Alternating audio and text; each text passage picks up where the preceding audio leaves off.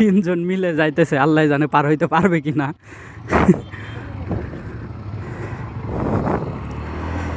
ও সাবাস সেতু।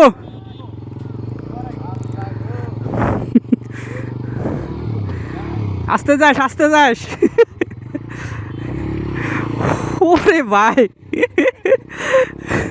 পার পার পার পার। It's my turn.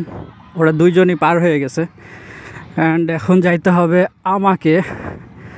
And রাসিপ ওইদিকে ক্যামেরা নিয়ে রেডি ভিডিও করার জন্য। So let's go.